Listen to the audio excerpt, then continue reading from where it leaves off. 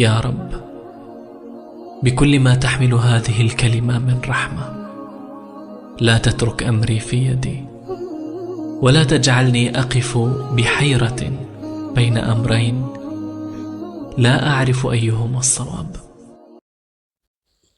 السلام عليكم ورحمة الله. ازيكم يا بنات؟ عاملين ايه؟ يا رب تكونوا بخير وبأحسن حال. اللهم صل وسلم وبارك على سيدنا محمد وعلى آله وصحبه أجمعين.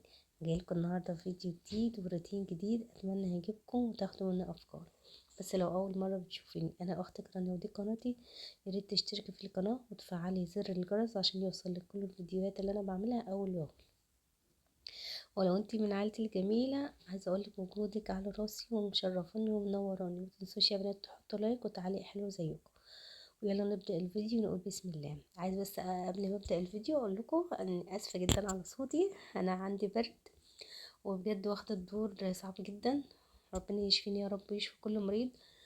اليومين دول لو سألتوا اي حد هتلاقيه واخد الدور اللي ماشي. دور صعب قوي بجد، يعني ما بيجيش لواحد كده او فرد في العيله ويمشي، لا لازم يلف كده. ربنا يسترها علينا ان شاء الله ويشفي كل مريض ويشفينا يا رب.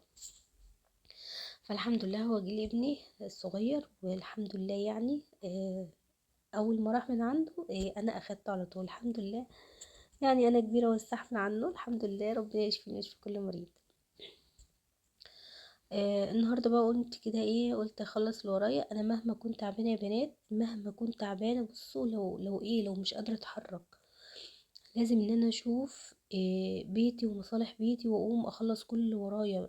عمري في حياتي ما قدرت ان انا اقول مثلا ان انا تعبانه لا هريح النهارده واسيب المطبخ او مواعين في الحوض او اسيب ولادي من غير اكل. والله العظيم الحمد لله انا متعوده على كده وربنا بيقدرني. يعني انا بكون نايمه فعلا مش قادره ان انا ارفع نفسي كده او اقوم من على السرير. بس لمجرد بس ان انا اقوم، احط في دماغي كده ان انا نويت ان انا اقوم عشان خاطر ان انا ولادي اخدم ولادي. يعني طبعا عندي ولاد مش بنات، ما عنديش بنات، وولادي مش بيعرفوا يعملوا حاجه لنفسهم. كنت الاول بخليهم يعملوا بس دلوقتي عشان مذاكرتهم لما بطلوا يعملوا كده في الدراسه، يعني في الاجازه بخليهم يعتمدوا على نفسهم شويه. لكن في الدراسه بسيبهم بصراحه، انا اللي بعمل لهم كل حاجه بحيث ان هم يبقوا متفرغين يعني لمذاكرتهم ودراستهم وكده تمام. فطبعا هم بقى بياخدوا على كده وما بيعملوش حاجه لنفسهم. فامي يا ماما اعملي لنا اكل، امي يا ماما اعملي لنا حاجه نشربها، امي يا ماما مش عارف ايه. لو هتيجي على الحاجات اللي بتتشرب ساعات بقول لهم مثلا لا قوموا اعملوا انتوا يعني في الكاتل وكده. عندنا المشروبات السخنه يعني، عندنا دايما عندي النعناع واليانسون والحاجات الاعشاب الحلوه المفيده دي، فاهميني؟ لسه ما جبتش لا سحلب ولا كاكاو ولا حاجات من دي. فبصراحه الكاكاو عندي هما بيحبوه، بس هما عندهم حساسيه ودايما لما بيشربوه بيقعدوا يكحوا كتير وكده. فانا مش عايزه اجيب بصراحه الحاجات دي دلوقتي. ف الله المستعان. فقمت بقى إيه انا بشغل السخان، ما بعرفش اشتغل في الشتا خالص بميه بارده.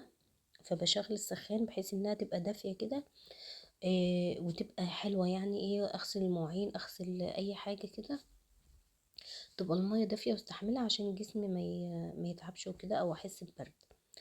فطول ما انا بقى واقفه بغسل مواعين بميه دافيه بحس ان انا دافيانه كده والجو حلو، لان انا اصلا عندي شقتي ساقعه جدا. فوالله العظيم ربنا بيعيننا فعلا، لان احنا ولادنا مفيش يعني ملهمش غيرنا، ربنا يخليهم لينا ويخلينا ليهم يا رب. فملهمش غيرنا، مين اللي هيعمل؟ قمت لقيت المطبخ كده زي ما انتوا عارفين بقى، شفتوا المنظر عامل ازاي. كان في واحد معدي كده الصبح بطماطم، فجبت منه.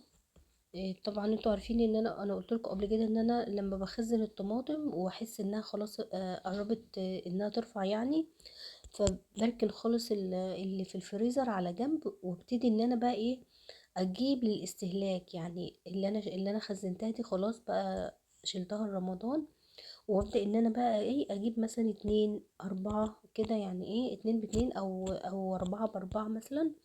اشوف مثلا الكميه اللي انا هحتاجها في الاسبوع، اجيب كل اسبوع الكميه اللي تكفيني، اخد منها مثلا كام واحدة للسلطة والسندوتشات وكده، وامسك الباقي اصلصه واشيله في التلاجة من تحت، اطبخ منه بقى، هعمل مكرونة، هعمل صينية بطاطس، هعمل اي حاجة، او هعمل كشري مثلا، بتكفيني طول الاسبوع.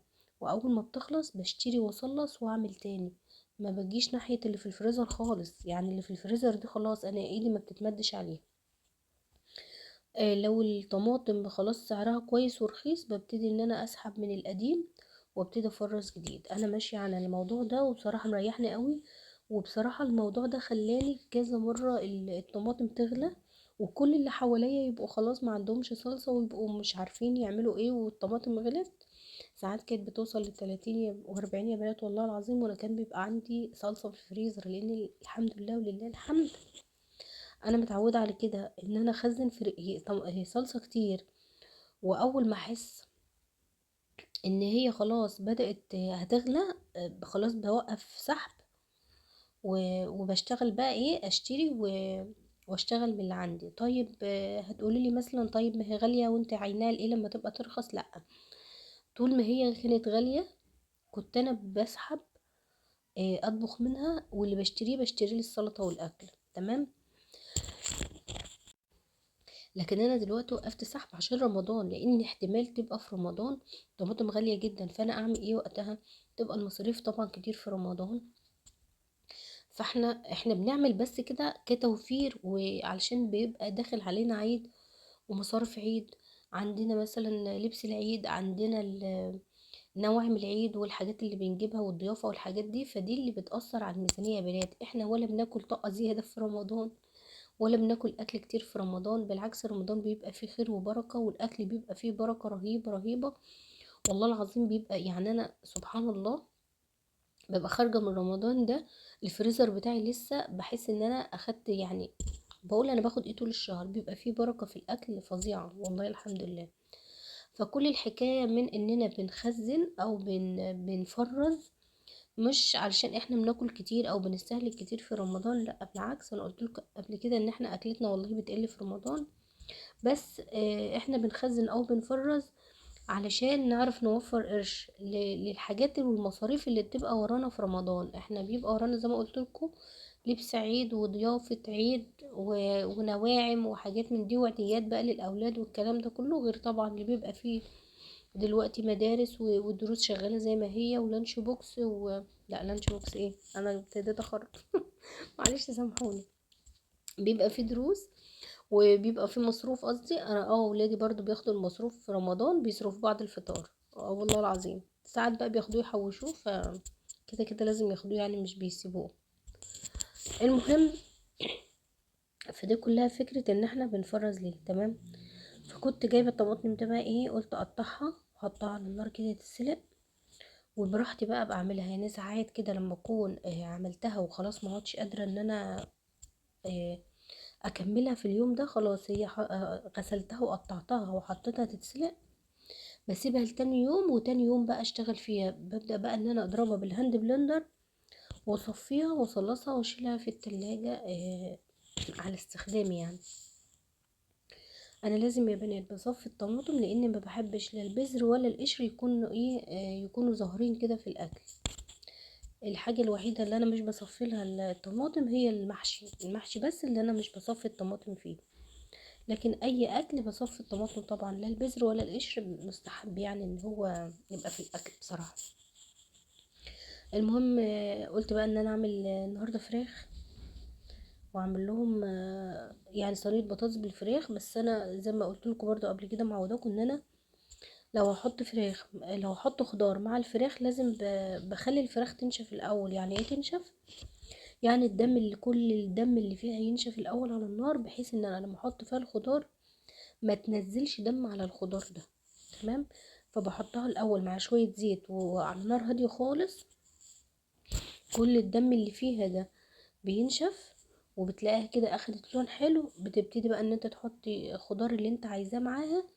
وكنت ضاربة في الخلاط بصلاية وقرن فلفل وحباية طماطم وتقريبا فص من الثوم. كنت حاطه بقى معلقه من دبس الرمان وكل البهارات بقى اللي انت عايزاها. انا بحط ملح وفلفل وكزبره ملح وفلفل وكزبرة بس، وكنت حاطة حبهان حصى مع الفراخ وهي بتتشوح بتنشف يعني، وكنت حاطة معاها كمان ورق لوري. هو ده اللي انا بحطه. ورحت بقى اول ما نشفت وخدت اللون زي ما انتوا شفتوا كده، حطيت معاها البطاطس، وحطيت الخلطة اللي انا عاملاها دي وغطيت عليها. سيبها برضو على نار هادية كده لما تستوي خالص هي والبطاطس، وبعد كده بدخلها تحت الشواية تاخد لون. وكنت عاملة جنبها إيه، اللهم صل على النبي، كنت عاملة والله ما فاكرة، كنت عاملة رز تقريبا عشان الفيديو ده بس بقاله كام يوم وانا تعبت بقى ونسيته خالص، فقلت النهارده قلت ايه امنتجه وانزله عشان مش قادرة ان انا اصور دلوقتي. ماما عملت جنبها رز مش فاكرة رز ابيض ولا رز بالشعرية، واتغدينا والحمد لله. وكان برضو والشقة ما كنتش عملتها قبلها بيوم، ما كنتش نضفتها.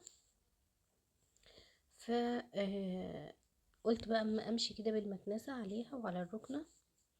انا بعمل يوم ويوم، يعني انا بروق الشقة كل يوم، لكن بشغل المكنسة عليها يوم ويوم. لو في حاجة في الارضية بسيطة وكده ببتدي ان انا اشيلها بالمقشة بالجاروف وكده، لكن المكنسة بشغلها يوم ويوم من يوم ما عملت التنظيفة العميقة يعني. والركنة على طول برضو بمشي عليها المكنسة بحيث انها تفضل نظيفة، لان في التنظيفات العميقة انا كنت غسلاها وكنت منضفة الركنة وعايزاها تفضل نظيفة يعني ايه لحد ان شاء الله العيد. وكمان الحركة اللي انا بعملها في السجاد دي بتريحني جدا يا بنات، ما بضطرش ان انا اشيل السجاد وامسح تحته بقى ونضف تحته غير كل فترة. يعني برفع السجاد من ناحية، بلم السجادة كلها كده لحد نصها، واعمل تحتها بالمكنسة والناحية التانية برضو بلمها واعمل تحتها بالمكنسة. الحركة دي بتخليكي دايما لو رفعت السجادة في اي وقت ما تلاقيش تحتها تراب، تحتها دايما نضيف. السجادة نفسها بتبقى نضيفة، والحتة ما شاء الله بتبقى نضيفة وزي الفل.